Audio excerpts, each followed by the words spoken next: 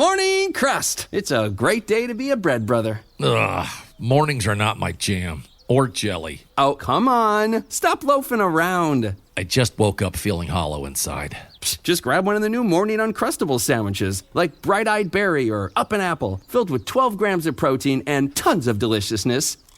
Crust, what are you eating? It's just granola, not even yogurt. No crust, no fuss. Uncrust your mornings.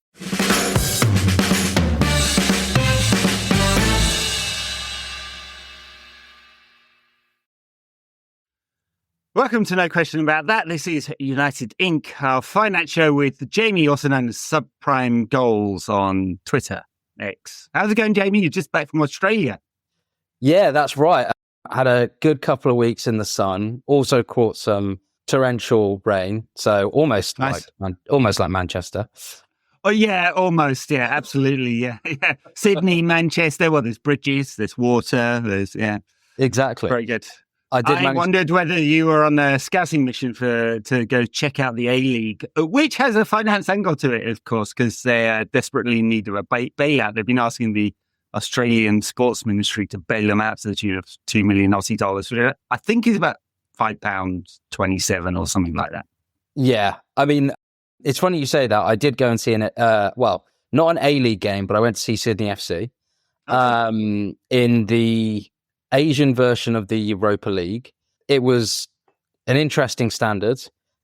I can see why they've got less prize money in the Club World Cup, but I did get to see Douglas Costa still strutting his stuff on the pitch. Wow.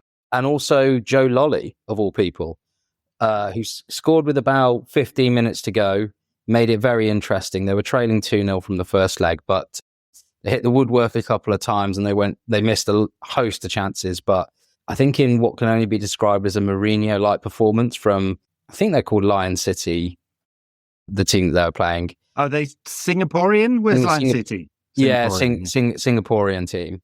Yeah, they put out a Mourinho-like performance to squeeze out a 1-0 loss, and they got through to the final. You know what? The moment I said that, I was like, edgy, sad bastard. How the fuck do you know that? Like some corner of my brain somewhere said, oh, I know where they're from. Yeah, I could probably tell you their stadium name and its capacity and their record. Just sad. All right, we've got packed agenda. We're going to talk about women's football because Manchester United have qualified for the Women's Champions League, so we'll break down some of the finances there. So Jim's potential sale of Nice, what it looks like and why. The Club World Cup. It's United obviously not involved, but it does impact us because Chelsea and City are involved in that one. And we'll round out with some transfers. So everyone who's watching this on YouTube can forward straight to the transfer bit because that's all they want to hear. Yeah, it's true. But we're talking a little bit about can we afford some of these transfers and what would a Bruno transfer to the SPL look like? Like the Saudi Pro League, not the Scottish Premier League, although it would be a fucking great story if Celtic came in and bought Bruno, wouldn't it? Celtic or Rangers with the Rangers, yeah, with Patrick Stewart over there now. He's not well liked. No, I saw that Patrick Stewart was trending on Twitter yesterday. I was like, my immediate thought was, oh no, he's died. Yeah, I will have to go. Yeah, that's the actor that is. And then it was a bunch of Rangers fans saying, Patrick Stewart, beam yourself out of here. I was like, okay. Yeah. Former Manchester United CFO, now CEO at Rangers, and obviously Celtic are beating them all over the place at the moment. Women's football. So Manchester United are guaranteed at least third in the WSL. They could come second, theoretically, if they beat Arsenal this weekend. There's a bit of change around in points and stuff like that. But what does it mean for Manchester United to qualify for the Champions League? Well, financially, not much is the answer. It's not like the Men's Champions League where there are untold riches on offer now in this Swiss format. So they will go into a group stage. That was not true the last time. If you remember, we played Paris, got knocked out. So they will go into the group stage. We're on the 25 to 27 cycle. So total revenue allocation is 18.2 million euros.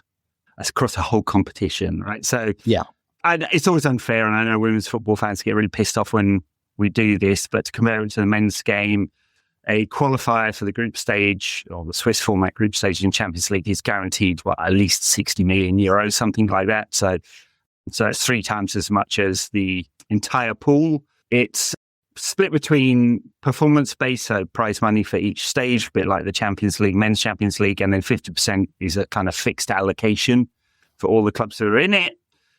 Starting fee of 505,000 euros. It will increase by 165,000 euros from 2027. Woohoo! Yeah, like the prize money is obviously still nowhere near the men's. And I think as the women game continues to grow, we will see that increase. Yeah. We will see it increase. But I think for the structure of the women's team, I think it's an important step, right? This is, I think, the first time that in consecutive seasons, the United women's team have now qualified for the Women's Champions League. And I think, whilst the men's team is obviously still floundering somewhat, it's actually nice to see that a team that, okay, structure could be improved, but we do have a team that is actually performing reasonably well. Yeah. And when it comes to budgets, whilst the money in absolute terms is not overly significant in comparison to the men's game, actually for the women's game, it's pretty important. I think, I can't remember the number off the top of my head, but I think the United women's team has around about 10 million. 9 and a bit, yeah. Yeah, 9 and a bit of revenue. And they're basically spending all of that on their cost base. Coincidentally, that's about half of the Chelsea women's team's budget. Yeah. And so actually qualifying for the Champions League, if we're thinking about being self-sustaining, which traditionally the men's team has always been, actually cementing themselves as frequent Champions League participants is only going to be a good thing. And I think as and when over the next few years, the men's team starts to become more profitable, you could see a scenario, I think, where the women's team does get more investment and is somewhat subsidized by the men's team. But I don't think that's a bad thing.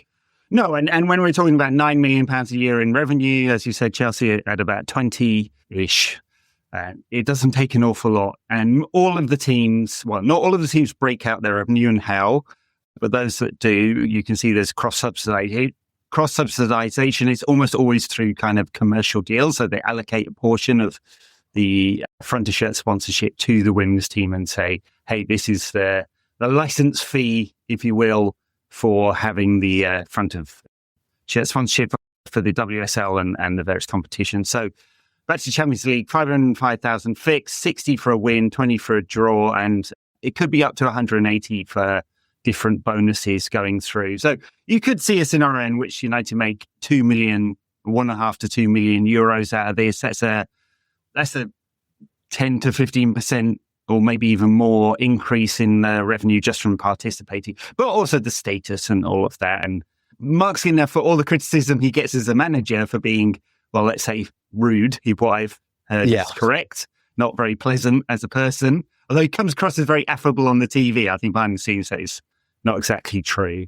He's done a good job given that the budget is half of what Chelsea's is. And City break theirs out, so United's budget is about comparable. Arsenal don't.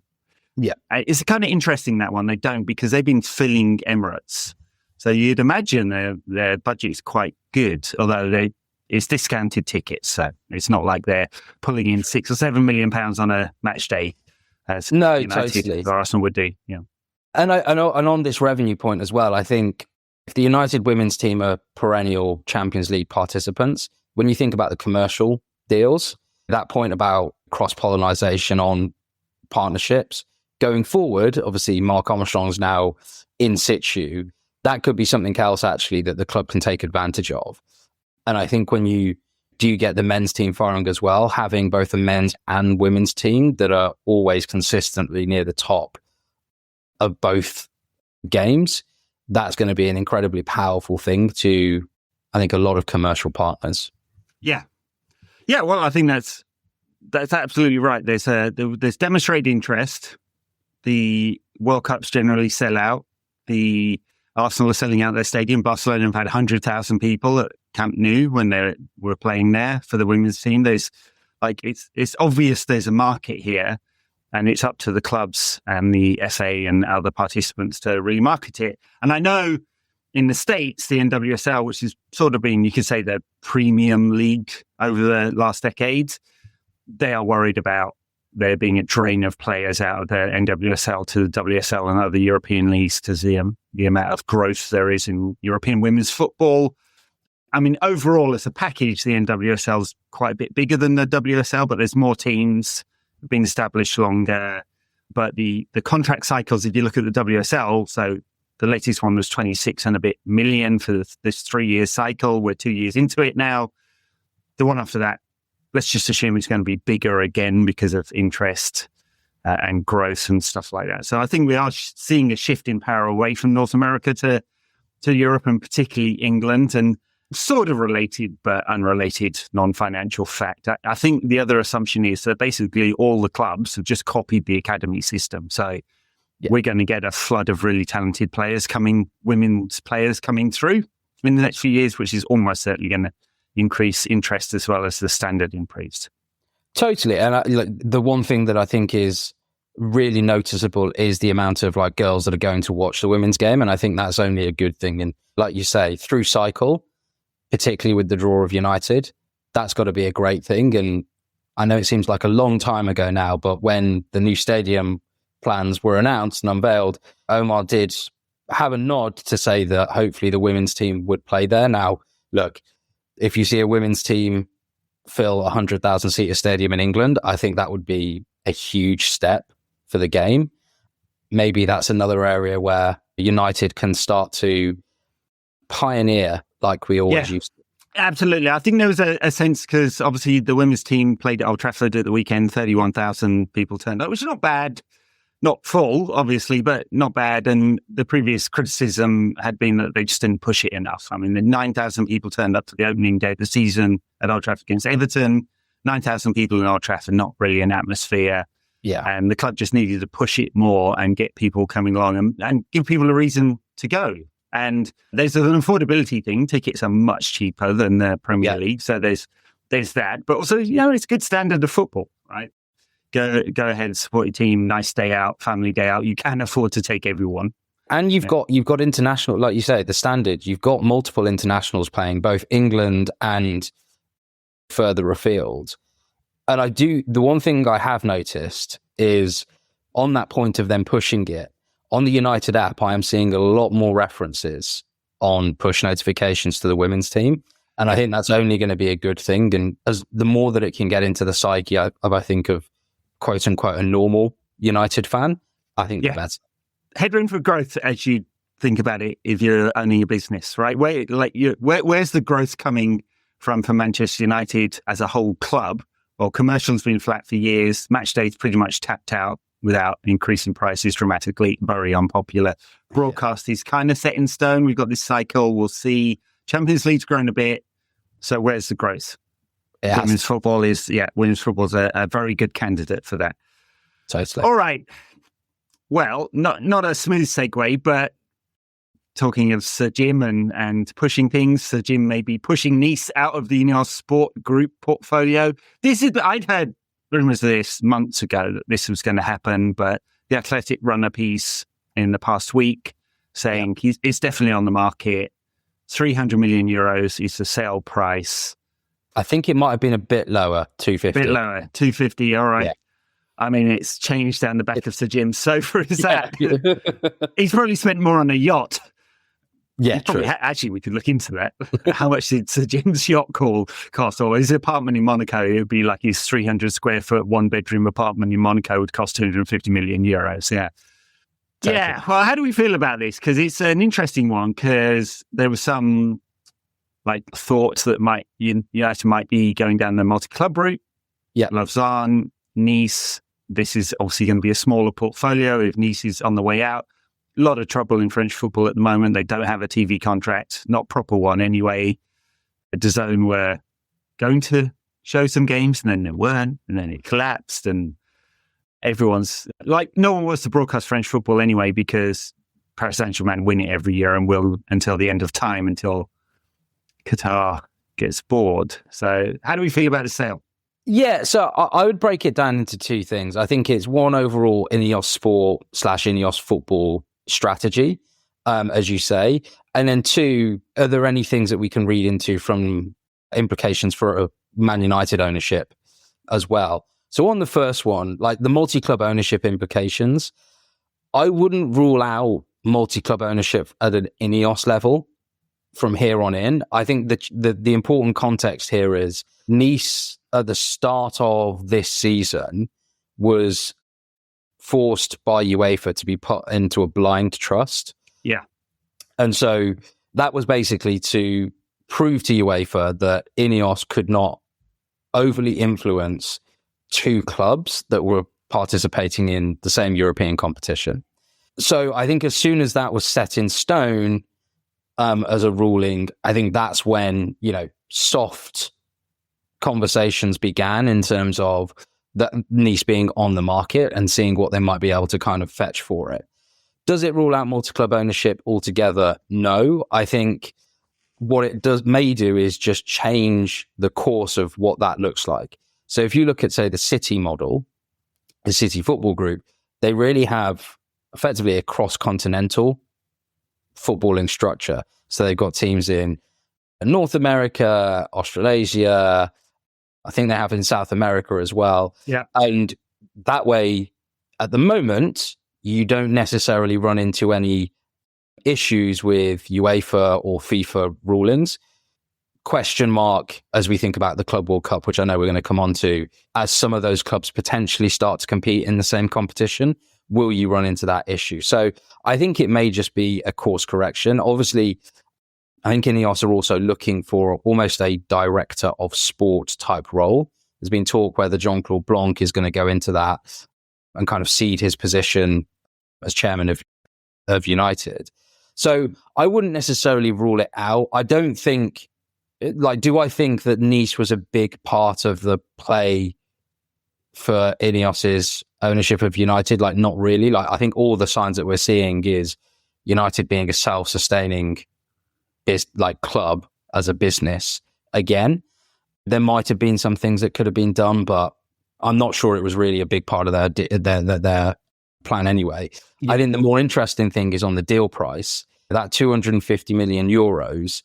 I can definitely see how, as you said, with the TV deal at the moment in France, I could see how that's punchy. However, I did see that Lazard was on the ticket.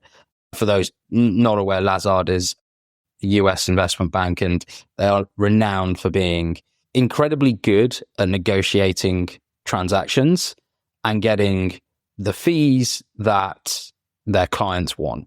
Yeah.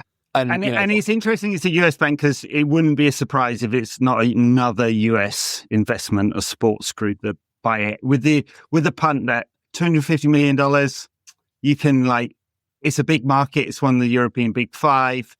If a TV deal comes along, if French football can sort itself out, if they can find a way of it being competitive, it's one of the more competitive clubs, constantly in position for European football. This is part of the reason why you say it was kind of hard for Sir Jim to have control, although blind trust, nod, wink. We know exactly how that works. Of course, he didn't have any words. He just turned up at Nice games and insulted the Nice fans. That's all he was doing. So, but yeah, it is interesting. It's a US bank because it might tell you about where Nice lands at some point. Totally. But I mean, it is interesting multi-club ownership because Girona, Troyes, Savio, City last summer. Now, Girona are 45% owned by City Group, not fully owned. That gives them some measure of plausible deniability. It was just completely coincidental that Savio was loaned from Troyes, never played a minute of football for Troyes, their record signing, to Girona, and was able to transfer from Girona for what looks like an extremely reasonable price to City and not get into trouble with UEFA because, of course, he actually transferred from Troyes, not Girona, despite never having played for Troyes ever. Yeah. Look, I'm not going to comment on City. I think there's too many question marks around City at the moment. But I think one thing that the Ineos group have done so far, I think with United, is they've really tried to toe the line of the regulations. They have. And I think they've made a concerted effort. Go back to last summer. It was very much, we're going to sell before we actually like put pen to paper on someone that we buy. And clearly that was all for PSR reasons as well. And I think United do pay very close attention to their PSR position and try not to flaunt the rules in any way, shape or form, kind of because they don't need to. But I think they do have a bit of credence there, and they show respect to the rules. On Nice, though, I think if you look at a team like West Ham, that's actually, if I was working for Lazard, that would be a very good marker in the sand for me. Like, it's a similar sort of revenue base to Nice, similar sort of European records. Their valuation was something in the region of 700 to 900 million sterling at their last fundraise or the last investment that was made. And so, if you get that 250 million euros, if we think about, we've previously talked about the Glazer ownership and how the shares are broken up. You've obviously got Joel and Avi as a block. You've then got the 4 other siblings. If you look at Edward Glazer, his shareholding is worth around about $340 million, so a shade under 300 million euros. I thought it was also interesting that he was the Glazer that was in attendance at the Arsenal game in early March. Yeah, we never see him. Yeah. What was that all about? West Ham's interesting because, of course, they're in this kind of complex ownership structure. I think everyone assumes that, I just had to look his name up, Daniel Kotinski, who's trying to buy Royal Mail, is going to become the full owner, and that is tied to the covenants and the contract with the Olympic Development Authority in West Ham over the Olympic Stadium. They will have to pay a massive fee if the club is sold before 2026, I think I'm right in saying, and not if it's after. I mean, they're paying like £1 million a year rent on that for the next 100 years, that stadium. Incredible deal. Just incredible deal. Whoever negotiated that one, well done. Just not for the taxpayers of London. And anyone who lived in London in the development period up to the 2012 Olympic Games will know exactly how much was on the tax bill. Yeah, I was in the area. Yeah, and could you get a train during that time? Absolutely, you could not, because they were constantly developing it. All right, they will not be using any trains, by the way, in the Club World Cup this summer, because they basically don't exist in the US. They will be crisscrossing the continent in planes and pumping as much carbon into the air. But how much money will the clubs make out of the Club World Cup? This is kind of a bit tangential to United, but City and Chelsea, City don't need it. The money, that is, Chelsea kind of do. There is $1 billion on the table. That is the prize money, plus another 250 million, or if you read the FIFA press release, up to $250 million in solidarity payments to world football. This is, well, if you were cynical, Jamie, I'm not, don't know about you, you might say this is a bribe to various federations around the world to make sure that they're happy with this World Cup happening. Those pitches in Trinidad or Lagos or South London or wherever that FIFA builds and not lining the pockets of FIFA delegates. Definitely not. So, I note, however, it's very interesting that the FBI has a whole section on their website about how FIFA is a criminal organization. I don't believe that at all, but the FBI does. I don't know if that investigation is still ongoing.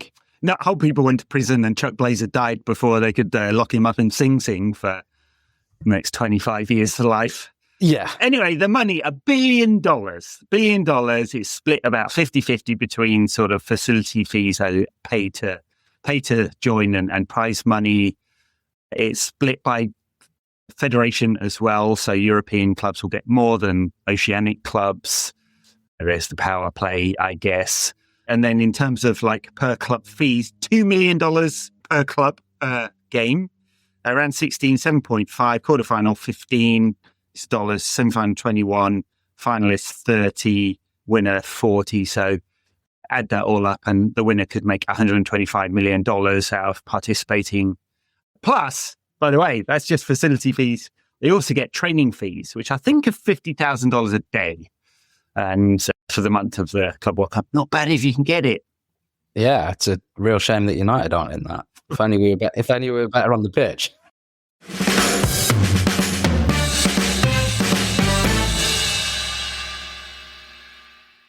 Año nuevo, los mismos Extra Value Meals en McDonald's. Ahora te puedes llevar 2 snack wraps y papitas y una bebida mediana por solo $8. Solo por tiempo limitado. Precios y participación pueden variar. Los precios pueden ser más altos en Hawaii, Alaska y California y con entrega. Wherever Bud goes, his harmonica goes with him. It's a pocket full of soul. Now he's living with prostate cancer. He asked his doctor about Xtandi and enzalutamide. Xtandi 40 milligram tablets treats men with prostate cancer that has spread to other parts of the body and responds to a medical or surgical treatment to lower testosterone. Xtandi may cause serious side effects: seizure, a brain condition called PRESS, allergic reactions, heart disease that can lead to death, falls and bone fractures, swallowing problems, or choking that can lead to death. Stop Xtandi and get medical help at once if your face, tongue, lip, or throat start swelling. Tell your doctor at once if you faint, have a seizure, quickly worsening headache, decreased alertness, confusion, vision problems, chest pain or discomfort, or shortness of breath. Xtandi can cause harm to an unborn baby or miscarriage. Use birth control during and 3 months after Xtandi. Common side effects include muscle and joint pain, feeling unusually tired, hot flashes, constipation, less appetite, diarrhea, high blood pressure, bleeding, falls, fractures, and headache. Talk to your doctor and visit xtandi.com. So sadly, the Europa League will not get us entry to that this summer. I mean, not that the players need any more games, but the money would be useful. Yeah, I think... Look, I'm not sure how well this will be watched in the UK, at least. I think in certain parts of the world, like South America, this has traditionally been a competition that has been incredibly well viewed and a competition that has been well sought after to win. I think the cachet of it will need to increase for a similar feeling in Europe. But I do think £100 million, or $125 million, £100 million for potential winners for 7 games is unbelievably lucrative. Oh, yeah. And if we're thinking about the competitive balance, rewind to Super League, it's another mechanism for that division just to get wider and wider. Because the reality is, it's City and Chelsea at the moment from the UK. Depending on how this expands or evolves, you're going to have at least 2 or 3 teams revolving probably every single year. And that traditional big 6, top 6, etc., are going to continue to move away. I know when the Super League was first came about or got aired publicly, I think there is a bit of tension between UEFA, FIFA, and definitely like the Premier League and some of the bigger teams in Europe. And I do wonder whether this is a way of also appeasing them. The reality is UEFA, FIFA make an incredible amount of money out of these tournaments that they host. And the reality is the IP of those tournaments is driven by the clubs. Yeah. I remember speaking to an old colleague and they referred to FIFA and UEFA as the unregulated taxman of football. And so I think FIFA have been pushing this for a while, but I don't think it's a coincidence that the prize pool is so big. Looks like it's going to be entirely funded by the TV deal, which DAZN have signed. So DAZN have stepped out of Ligue 1 for $100 million break fee and decided to put $1 billion down for the Club World Cup. Well, it's interesting, that one, isn't it? Because there have been certainly times over the years where DAZN looked like they might have to go into Chapter 11, that they were unsustainable as a broadcaster. Obviously, sports broadcasting is all about rights. You don't have the right rights. There's no chance that you exist. They put $1 billion down on the table for the FIFA World Cup and miraculously signed a deal with an investment from the PIF in Saudi Arabia shortly thereafter, and Saudi Arabia won the rights without competition to the 2034 World Cup shortly after that. A series of coincidences. Amazing stuff. I refer people to the FBI website. One other interesting thing of the Club World Cup is just how expensive it is. And this will give you an indicator to what the 2026 FIFA World Cup in the States and Mexico and Canada is going to look like too. So this is anecdotal, but so FIFA's strategy for selling tickets was to combine the Club World Cup with the FIFA World Cup, knowing that the attendances and the demand for FIFA World Cup tickets then 26 would be really high. So they tied ticket packages to the Club World Cup as well to try and boost attendances, and also their crypto NFT trading cards.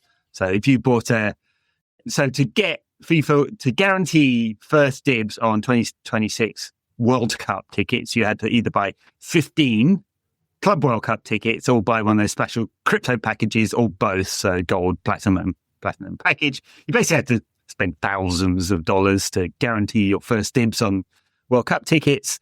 As the highest category in the World Cup, I think they're at $15,000 for tickets, so incredibly high.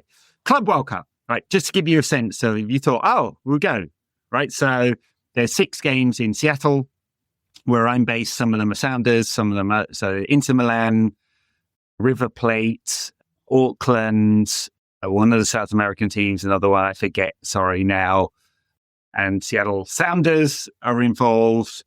I was just looking it up the other day, River Plate versus Inter Milan. I thought, hey, kind of interesting game, but don't really care about the Sounders, but I'd like to go see that. Cheapest tickets, $70 plus tax, so it's 10.5% in Washington State, plus facility fees makes $348 for a family of 4 if you're going to do that. Plus, obviously, transport, food, beers are typically in the Lumen Stadium about $15 each. Hot dog about the same. So add it all up, and you've probably got a $500 day out for a friendly between 2 teams you don't really care about. And surprise, surprise, it's half empty. Yeah. And I think FIFA may realize that this at some point. We've only got 2 months before it kicks off on the 14th of June, which is coincidentally Donald Trump's birthday, and also the date on which a massive military parade is happening in Washington, D.C. These things all fall together amazingly well, don't they? What planning there is. But it's incredibly expensive. And if you're coming from out of town or from abroad, if you're a River fan, you're going to be spending thousands and thousands of dollars to go see this. And I suspect there will be quite empty stadiums as a result. Yeah, and I was kind of surprised by the strategy of linking it to World Cup tickets. Like, I don't know if you've been to a World Cup, but I went to the last one in Qatar, and I've got friends who have been to like every international tournament since about 2010.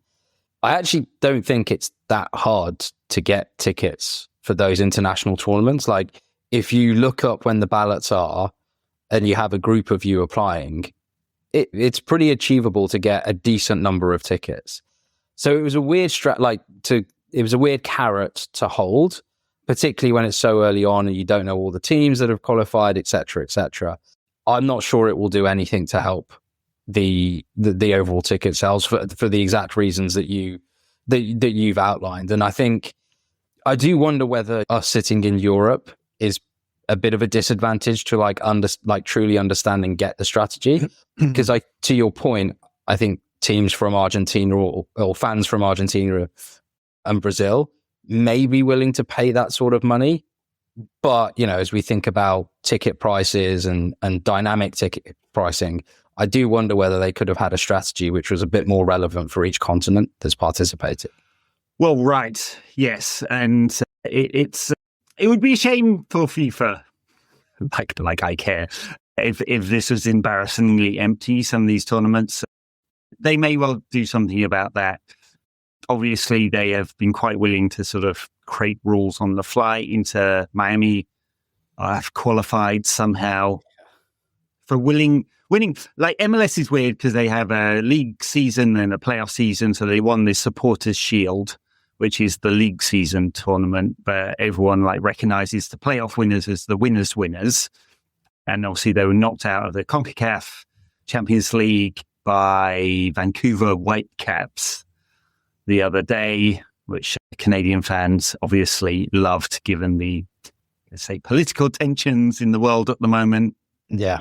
Yeah. Well, see, I imagine for the World Cup in 26, there's going to be huge demand. I mean, American fans traveling en masse anyway. There is, you could say, a massive amount of grassroots support for soccer in the States. It doesn't translate into MLS TV rights, but does the supporters who turn up. You get 65,000 at Atlanta, Seattle Sounders will get big crowds, so will the LA and the New York teams, right? So there is like a mass grassroots support for the game. Doesn't necessarily transfer into TV rights. That may come later, although MLS signed a 10-year contract, which they may regret at some point.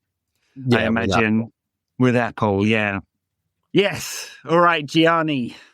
And I do wonder whether this will also dilute the Champions League. I wonder if they've got any concerns about that as well. Yeah, a bit like the dilution of the Champions League by, winners of the Europa League who may not be in European positions. Wonder whether they have that concern for the Club World Cup as well. I mean, it's amazing. After 10 years of the Europa League winners qualifying for the Champions League, suddenly this is an issue. Who'd have thunk it? How did that happen? Yeah. I imagine that once Bodo Glimt win in Bilbao at the end of May, I imagine that concern will disappear rather quickly. Exactly. Yeah. All right. Let's get on to the exciting part, shall we?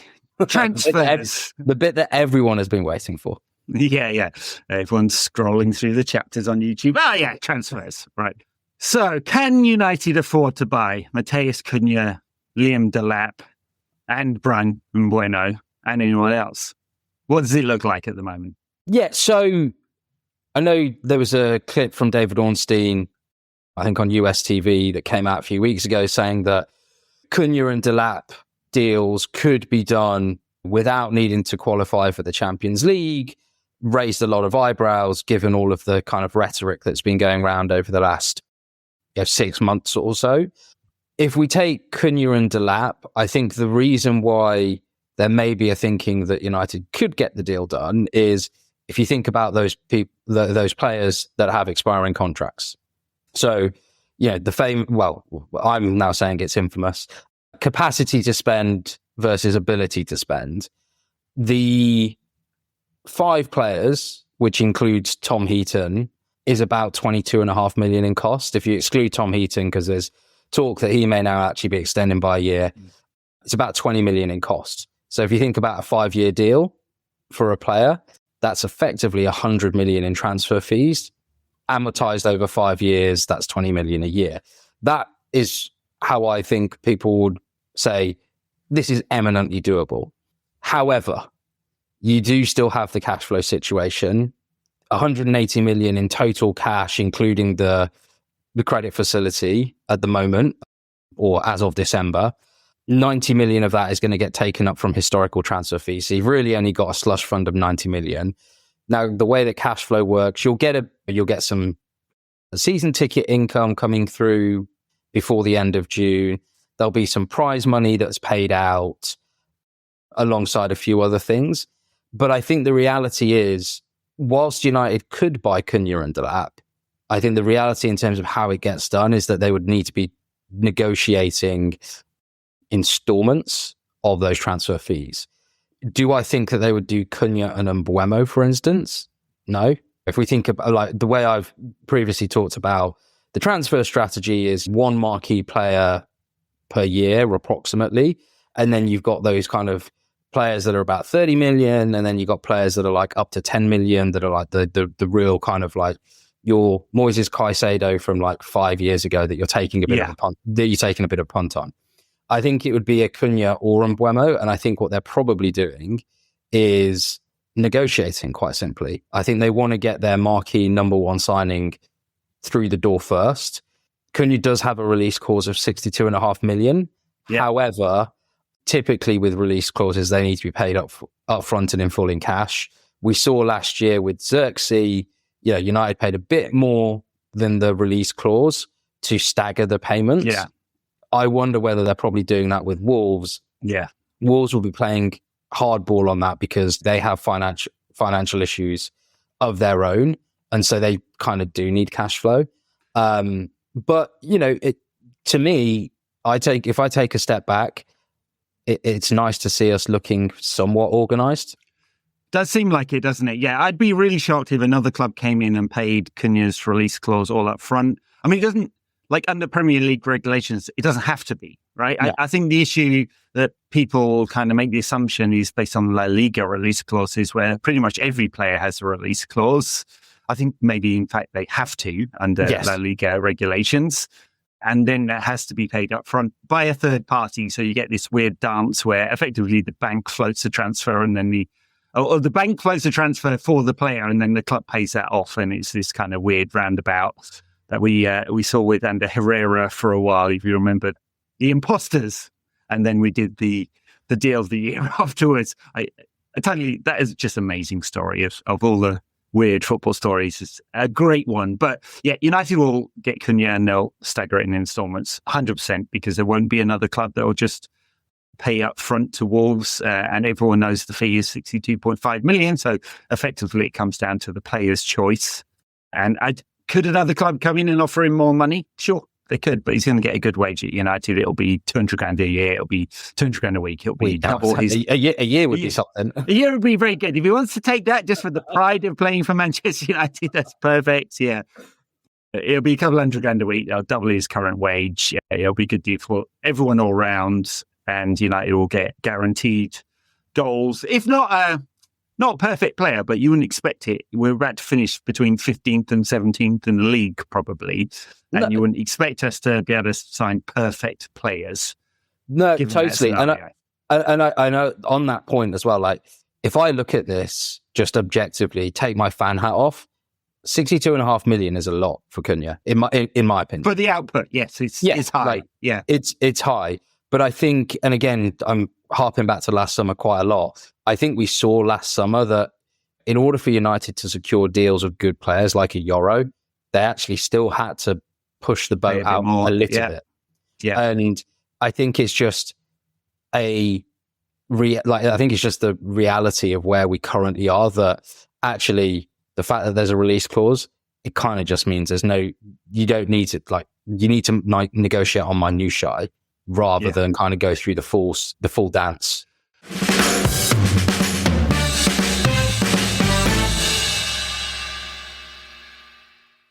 Are you a forward thinker? Then you need an HR and finance platform that thinks like you do.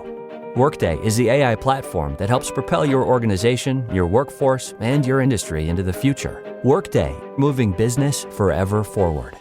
Does it ever feel like you're a marketing professional just speaking into the void? But with LinkedIn ads, you can know you're reaching the right decision makers, a network of 130 million of them, in fact. You can even target buyers by job title, industry, company, seniority, skills, and did I say job title? See how you can avoid the void and reach the right buyers with LinkedIn ads. Spend $250 on your first campaign and get a free $250 credit for the next one. Get started at linkedin.com/campaign. Terms and conditions apply. And you can do it early, which is kind of important. Yeah, I do think that's pretty interesting in terms of how this deal is structured, and we'll look at that. Delap's the same, release clause 30 million, everyone knows it. That is in a sense, I mean, there's going to be a lot of competition for him, I imagine, at that fee, but it makes a lot of sense from a PSR point of view. 30 million over 5 years, his wages won't be massive. It's like, he's going to look like a half of an Anthony. Less, in fact, much less than a third of an Anthony in terms of his annual PSR cost. And so, like, very, very doable, especially if we can manage to get some fool to actually pay for Anthony this summer. Well, did you see his winner the other day? Yeah. I know, he's turned into a Brazilian after all. It was in there. It's a weird turn of events that I think he might actually be the most sellable player that we have now. Amazing. It's worked. I mean, we've had disastrous loans, and the Marcus Rashford one's on the fence. He had some good games, some bad, then got injured. Sancho's been a disaster, honestly, but it's unclear whether Chelsea are going to trigger that clause or pay us to not trigger it, I should say. But yeah, of all the loanees out, Anthony being the best one. And look, we only need £32 million to break even on PSR. So, on his amortized fee, the wages is another one. I mean, he's just that deal. Absolutely mental. Yeah, I don't want to bore the listeners too much, but I've said it in that summer, Anthony and Casemiro. I think when Ratcliffe was making a pointed comment about historical management, I do wonder whether that summer was really what he had in the top of his mind, because I'm sure. that was the point where we just went all in on the credit card. Yeah. And it hasn't worked out, No, and then you pay twice or maybe in 3 times. You pay to bring them in, you pay to get rid of them if you can't break even on the PSR, and then it has a cash flow issue as well. And so it's disaster from a footballing and a financial point of view. But maybe something can be salvaged if Anthony goes for a decent fee. £32 million. I mean, it feels like when he's doing well, that is perfectly attainable for a lot of clubs. I mean, when he went there, we were like mid-table La Liga side, don't do great on cash. Betis, I'm not even sure they could afford that, honestly. No. And the second team in their city, right? But someone might pay it. Atletico definitely could pay if it's them, which is the rumor in the past week. Yeah, and I think I was just checking where Betis was sitting in the table. I mean, they're 6th, right? So 6th with a bit of a gap to 7th, so they should be qualifying for Europe. Maybe that helps. Maybe that helps things out. But I do think Cunha number 1 priority, and therefore get that deal done first, and then on the rest, sell to buy again. Yeah. Rashford, Antony, maybe Casemiro. Saudi Pro League, if you can't have Bruno, but we do have this other great Brazilian who's now putting in worldy performances. Yeah. By the way, it's one of the things that makes me feel confident about Amorim. It took him a few weeks. I know this is the finance show, but it took him a few weeks to work it out. But it's now got Casemiro playing in a much more limited, or let's say efficient manner, where he's not running all over the pitch and suddenly he looks a good player again, because he always was a good player. His just legs went. And so, he is, in terms of his annual PSR cost, he's £15 million on the PSR, and about the same again on wages. If not a bit more. If not a bit more, actually Capology has it at about 18, doesn't it? And plus the bonuses, the signing on bonus, which I'm sure was quite hefty. So there's a very good financial reason to move Casemiro on this summer, even if it was with an impairment charge. And because it will net out with the wages and all of that, if you believe you're getting some other midfielder coming through, either from the academy, unclear whether anyone's quite ready there, or coming in from elsewhere. But his performances of late doesn't half help, both either for United on the pitch or the shop window in the transfer market. Totally. And fingers crossed he can put at least 2 more good performances in, the first one being on Thursday. Yes, please. Yeah. Just enough to get through, lads. Yeah, exactly. All right. Talking about the Saudi Pro League, rumours yesterday that Al Hilal this is Neymar's club, were interested, or formerly Neymar's club, of which he played about 4 games after his €200 million. I would check the receipts on that one, lads. I just again would refer you to the FBI's website on corruption in football. Like, what exactly happened there? But fantastic deal for Paris Saint-Germain, not so good for the Saudi Pro League, but rumours that they are interested in Bruno Fernandes. So quick recap for listeners or viewers on how a Saudi Pro League is structured. I think a lot of the commentary in the British press kind of assumes they're like normal clubs in the European sense, that they've got one owner and their own budget, and they comply with FFP or PSR regulations. It's nothing like that, right? So the history of the first 30, 40 years of the Saudi Pro League was that it was all owned by the Ministry of Sport. Like, just soup to nuts. It was a competition run by the Ministry of Sport. You had some successful clubs that did well in the Asian Champions League, some of them. And in 22, obviously the transfer of Ronaldo kind of kicked off the new regime. And in 23, a complete restructuring where you got 4 clubs move under the PIF, or 75% owned by the PIF, 25% owned by unknown parties, maybe the Ministry of Sport, maybe various princes. It's all one blob of royalty in the fiefdom. And then you've got 4 other clubs who are owned effectively by entities that are owned by the PIF, right? So it'd be Aramco or Saudi Telecom or the Saudi Mining Corporation, and so on and so on and so on. Right, so they're effectively owned by PF, as well as another coming up from the second division. So that'd be 9 of the 12 that are effectively directly owned by the PIF, and the rest of them are owned by the Ministry of Sport.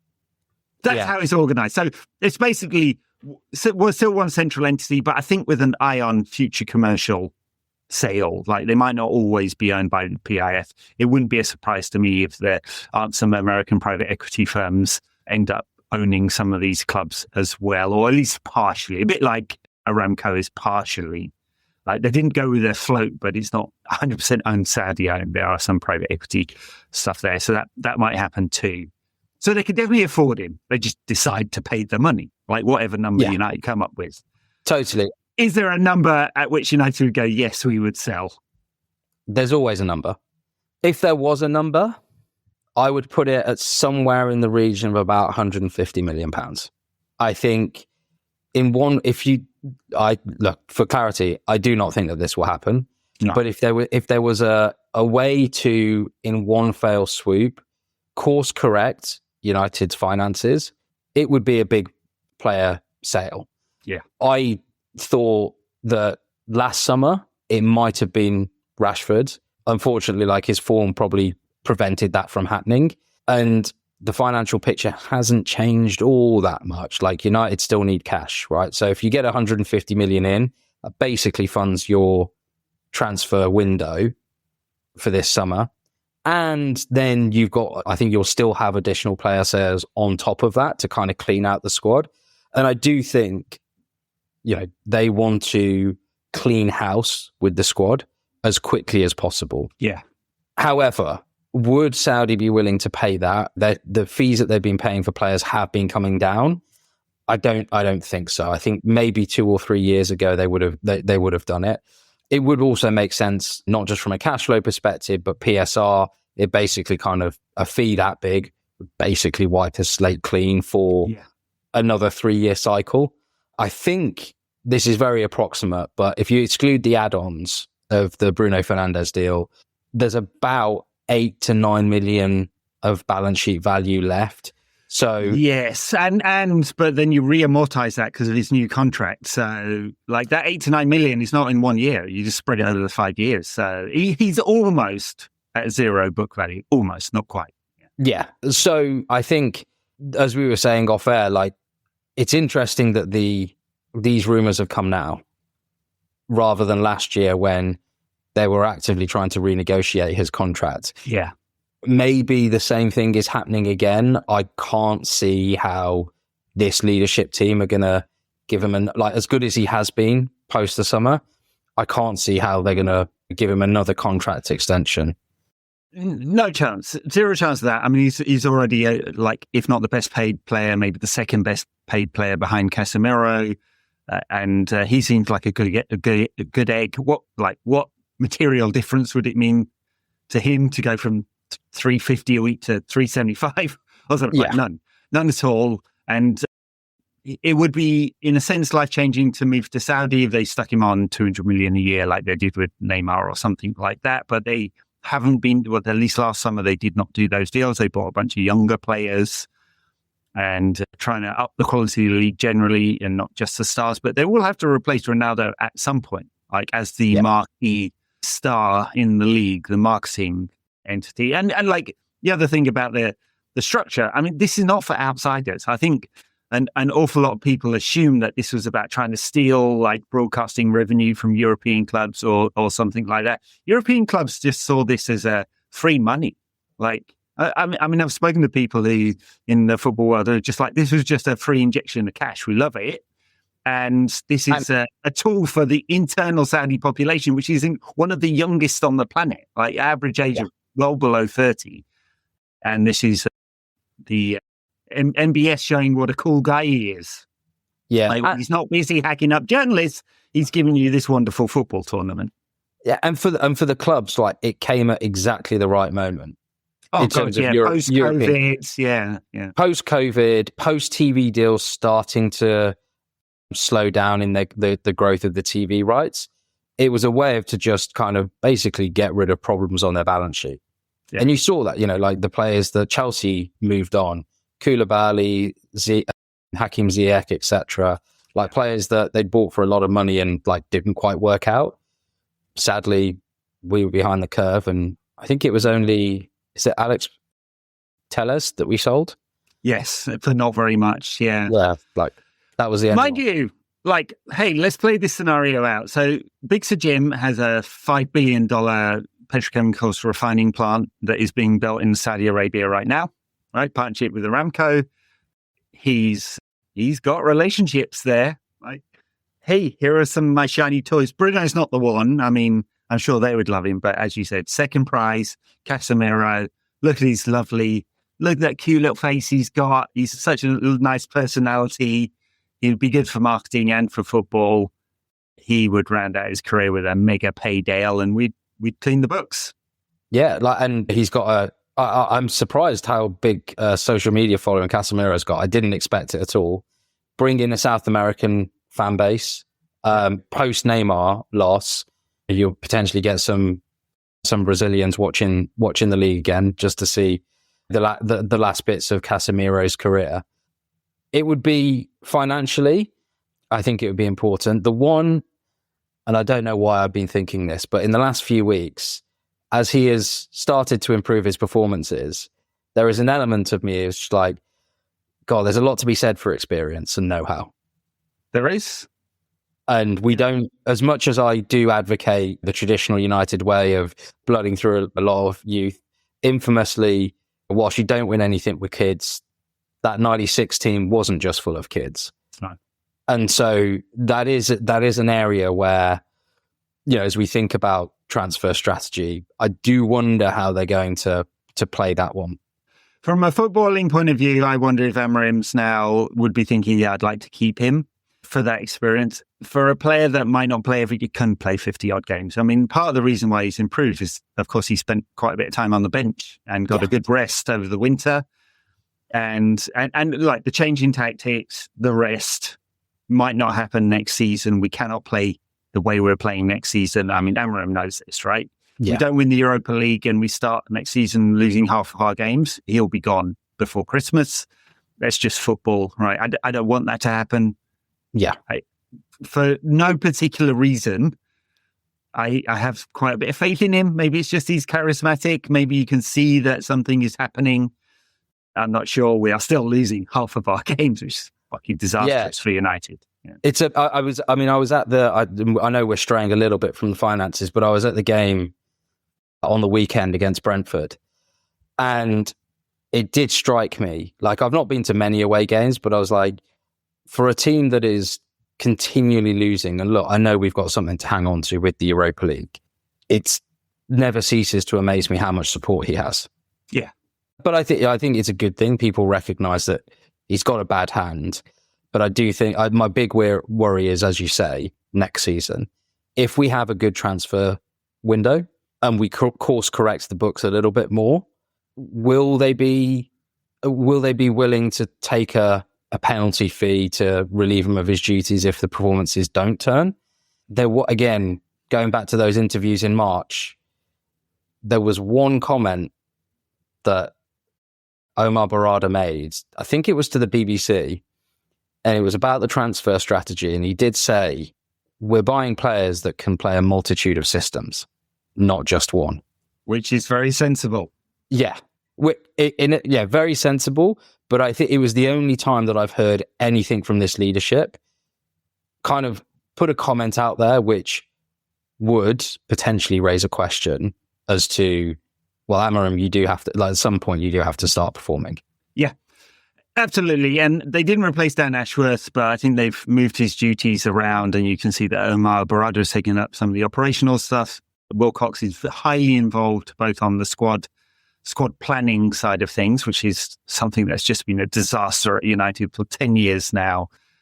And on the transfer side of things, Christian Vivel is coming as full-time. That's our team. Doesn't seem like they're going to reappoint, although we could get surprised. They don't leak so much, United, anymore. Now it's Ed Woodward and his bottle of wine, not in situ. So we'll see. But I think the transfer strategy is pretty clear. It's going to be Cunha as the marquee signing, and then a range of younger players dependent on, do we win the Europa League, and what kind of deals can they strike in the summer. And we may see some interesting names that we haven't thought of before, because, Vivel does not work in the open. as well. I think we've seen this with most of his deals in the past. He's kind of like, he knows what he's doing. He didn't work out at Chelsea, but I think that's much more political than in terms of his the quality of the work he does. Yeah. All right. Nice one. Nice one. That a lot of stuff going on in United in terms of finances and around the world. But Jamie, Subprime Goals, welcome back to Blighty. Thank you very much, Ed. And we'll get some more podcasts out for everyone in the coming weeks. Thanks, everyone. Bye now.